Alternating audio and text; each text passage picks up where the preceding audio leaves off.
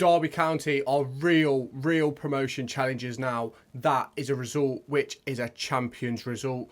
They come back from 2-0 down to beat Oxford United 3-2 at the Cashin Stadium. Let's take a look at how it all unfolded. Derby County had an abysmal open 15-20 minutes as they saw themselves go 2-0 down within that time period. An early mistake from Joe Wildsmith gave Oxford United a penalty which Cameron Brannigan put away.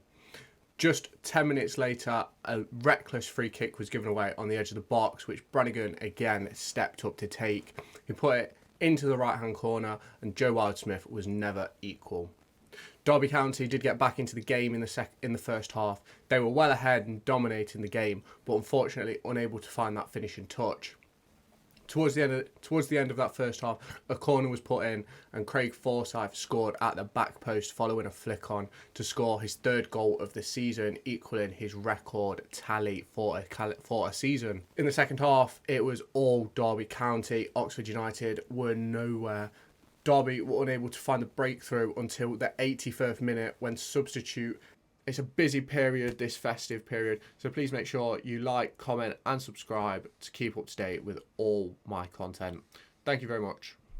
In the second half, it was all Derby. Oxford United were unable to get themselves back on top and Derby found themselves finding level terms and the 81st minute.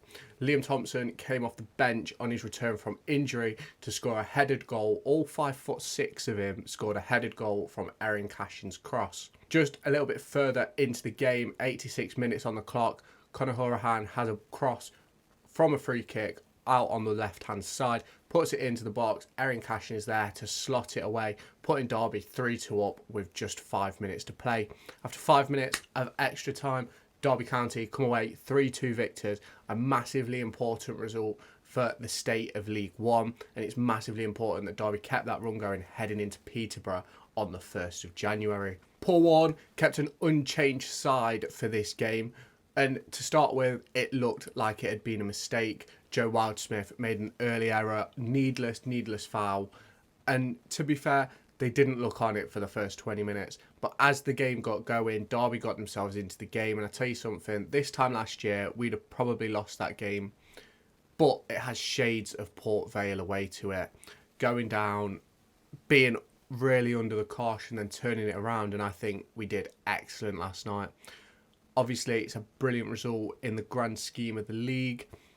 It's massively important to be a fellow playoff rival and to see someone like Craig Forsyth step up. You've got Liam Thompson stepping up off the bench and Cashin getting himself a goal. It's something that we've been missing this season, those defenders scoring, and we've had 2 defenders score in 2 games. And even how Liam Thompson scored a header, I will never know. Probably the smallest player on the pitch while he was playing. And as you can see by this momentum graph, it's quite clear Derby were the better side throughout this entire game. Anyone who says otherwise, I don't know what game they were watching, but you can see it here. Oxford had the first 10 minutes or so, then they scored their second goal, but realistically it was all us. And listening to the game, watching the highlights of the game, seeing the game, it was only ever going to go one way, and it went our way, and it was brilliant. Absolute madness from Cashin to score late on.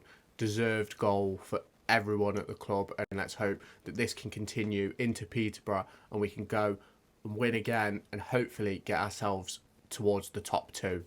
Shall we now take a look at the league table in full? So after that result yesterday, Oxford United slipped to 6th place behind Stevenage. Stevenage's game was postponed due to floodlight trouble. They couldn't get the lights working. Hey ho. But they missed their game. Derby County obviously take the win. It brings them level on points with Peterborough, who drew. Bolton won again. Excellent for them. That's 3-3. They're now second, 2 points clear of Derby, and they're only 2 points behind Portsmouth, who seem to have hit a bit of a stumbling block recently. Bolton obviously they have a game against Burton next. They could quite easily find themselves top of the table on the 1st of January. Derby, if results go their way, could be second on the 1st of January. It's massively important that Derby keep up their good run of form. Obviously, if we scroll down the table, we see Fleetwood keep losing, not picking up many points. Cheltenham drew, Reading drew, Carlisle lost again. It's very tight down the bottom and up here at the top of the table. But let's take a look at all the results from yesterday. So let's take a look at these results. Wigan Athletic won 2-0 at home to Carlisle United. Bristol Rovers won 2-1 at Charlton Athletic. Could that spell Corey Blackett-Taylor heading to Derby? Who knows? He's a player who I would massively like, and I've done a video on him if you want to go and check that out on my channel. Burton Albion pick up another win under caretaker boss Gary Mills. That's a 1-0 win at home to Shrewsbury. Cheltenham Town found themselves 2-0 up against Reading, but conceded 2 goals to draw 2-2. Pompey were held to a 0-0 draw at Exeter. Bolton won 2-0 at Fleetwood. Wycombe Wanderers drew 0-0 with Leyton Orient. Lincoln City lost 2-1 at home to Northampton Town. As we know, the mighty Derby came back to win 3-2 at Oxford United. Peterborough United drew 2-2 with Barnsley. Port Vale won 3-0 at home to Blackpool. And as I previously mentioned, Stevenage's game was postponed due to floodlight troubles. Obviously, a massive result for Derby. They're now, I believe it is 8 wins in 9 games in the league.